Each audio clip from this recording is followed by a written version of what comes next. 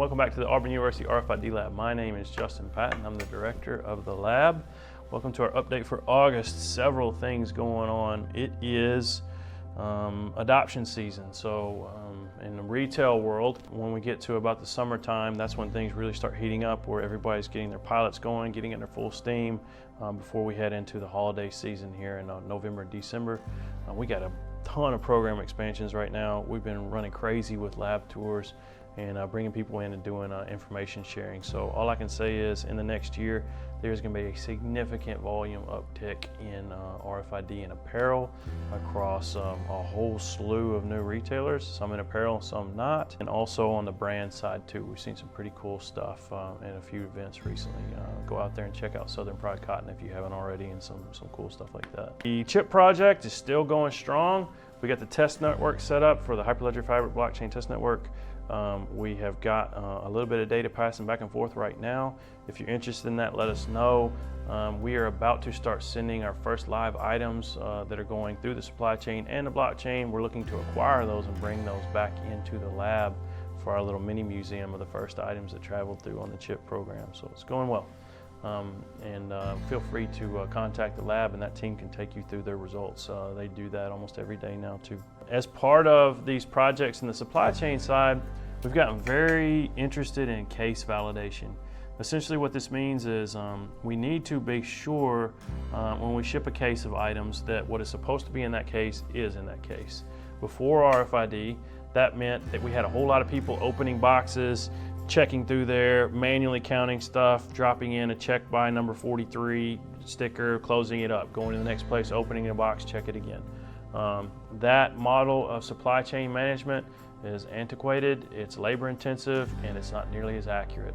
The new model we're pushing towards now is, now that we've got enough volume on these RFID tags, we're able to scan the contents of the box without opening the boxes. This is a big deal. We're seeing some significant improvements in shipment accuracy. We're seeing some significant improvements in receiving accuracy. Claims are going away. We have a few brands that have pretty much eliminated claims at this point. We're going to make a several billion-dollar impact on the industry here in the next 2 to 3 years in terms of reduction in claims because of just increased visibility.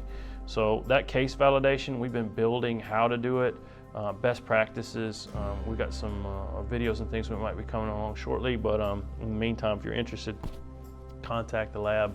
We've done some extensive research on how to do that and how to uncover problems. So we've got that as a work stream now. We've got news on the grant front. Dr. John Zhang, first off, congratulations to him. He's going to have his first children. His twins are due in October. And he also received an NSF grant this last month.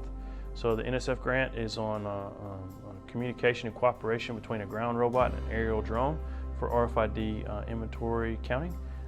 So that was a $400,000 grant through the NSF. That's great. It's going to keep that research funding for the next few years. Congratulations to him. Looking forward to many more to come. If you're ever interested in seeing some of the output of these automation and RFID projects, come on down to the lab and we'll show you. On that front, we also have had some early tentative project cooperation with NASA. For those of you who may not know, go check it out, Google it. There's a project called Realm that they're running now. It's RFID enabled automated logistics management. There are multiple RFID readers up in the space station. Pretty much everything that's going up to the space station now is RFID tagged. And we have some opportunities to work on some projects there for item location and accuracy, and then also with some of our automation research. So we're very excited about that. We made a trip down to Houston last month. We've got some projects working on data coming behind there too. So we feel like we're pretty much everywhere with RFID, including outer space at this point. So we'll see where that goes. Events coming up. Dr. Hargrave is speaking at an event for Checkpoint in New York, I believe in September. We've got RFID Journal Live Europe coming up in October. That's always a good event turnout, especially even for those of you in the US. There's a different set of retailers. There's a different focus on retail. We do that same retail brand roundtable lunch over there. We usually have 30, 40 people turn out. It's a good event and we get a lot of good feedback from that. Another event is our next board meetings in October. For those of you who are board members, this is going to be a cool one. We have a special event lined up for us this time.